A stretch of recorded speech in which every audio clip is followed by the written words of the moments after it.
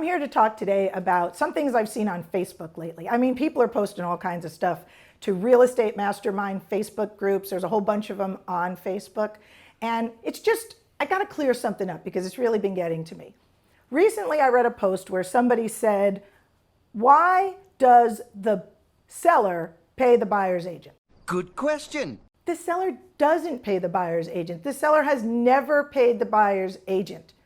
In fact, right now, the way it works is the seller allows their agent to split the commission with another agent who brings a ready, willing, and able buyer.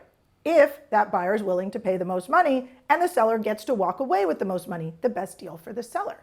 Oh, that makes loads more sense.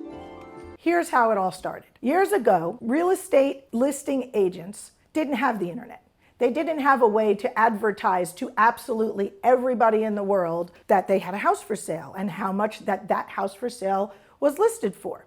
They had to rely on, they had MLS books and sheets, but they had to basically say, all right, it's either got to be my customer that I bring to this house, or I have to find a way to find another customer, but I have to get my client the most money. So here's how I'm going to do it. I'm going to tell all the other agents in town that I have a listing. And I'm going to say, hey, listen, if you have a buyer that you think might be interested in my listing, I'll share my commission with you. So back in the day, when that happened, everyone worked for the seller. They were called broker's agents or sub-agents. So there was sub-agency and broker agency. No one was representing the buyer at all. Well, this became a problem. This was before license law even.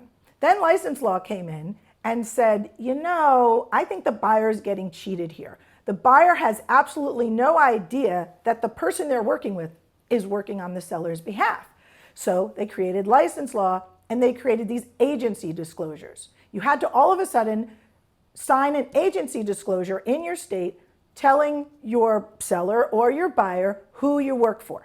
The state governments made these rules. They enforced them on all the licensees in their state. And I actually agree with agency disclosure. I think it's a really important part of the transaction. And now that all the rules are in place and the government has license law in all 50 states, and even though it's different across all the states, it's fairly similar. There's similarities when you represent a buyer or a seller. There's a listing contract in place.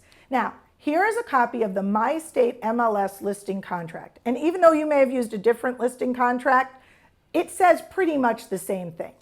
It basically tells you that the seller is making a deal with their agent to pay that seller a brokerage fee of blank percent, or it could be blank dollars of the selling price when earned, and in no event later than the time of closing in a purchase offer after the seller accepts that offer. Now here's the clincher. A little lower on the paper it says, seller hereby authorizes the principal broker to offer the following compensation to be a portion of the agreed upon commission or other compensation. So seller is not saying, hey, I'm going to pay the buyer's agent. No, they don't say that. The seller says, Mr. Agent, I want you to bring me the best deal. I want you to bring me the buyer who's willing to pay the most so that I walk away with the most money after closing. Now, that client, that buyer, that might not be your client. That client might belong to another broker, or it might be somebody that somebody else knows. And so I don't care. I want the best deal. I want the most money. So bring me as many people as possible, bring me as many offers as possible, and get me the most money for my house. And Mr. Listing Agent says, great. Do you allow me to share my commission with another agent who has a buyer that they bring? If that buyer represents you, the seller. Wait, they can bring a client and still represent me as the seller? Yes, they can do that as a sub-agent or as a broker's agent. If they don't have a buyer's agency relationship with the person they bring, which can happen, then that broker that they're splitting with works for you. And you can authorize that. Yes, I agree that you can split your commission, give them a share of your commission if they are what is called a broker's agent or a sub-agent.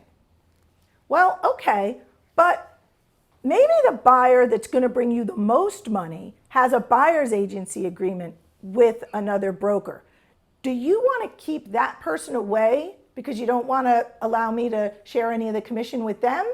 Because, we can put 0 here where it says buyer's agent. Well, I mean, if I'm going to get the most money at the end of the deal, then I guess it's okay if you give a compensation to the buyer's agent. And it can be a different amount. It doesn't have to be the same amount that you're offering to a broker's agent or a sub-agent. That's why there's 3 different lines. It's all spelled out in the listing contract. Of course. It's so simple. And I hope this clears it up for everybody. Yes, I was clearing it up for the agents, but also for the consumers, because we like to give a lot of information about real estate here on the Go Home TV channel. If you still have questions, please put them below in the comments and we'll be sure to answer them. Or you can always send an email to office@mystatemls.com. Don't forget to like and subscribe to get more news about real estate from us, and we'll see you next time.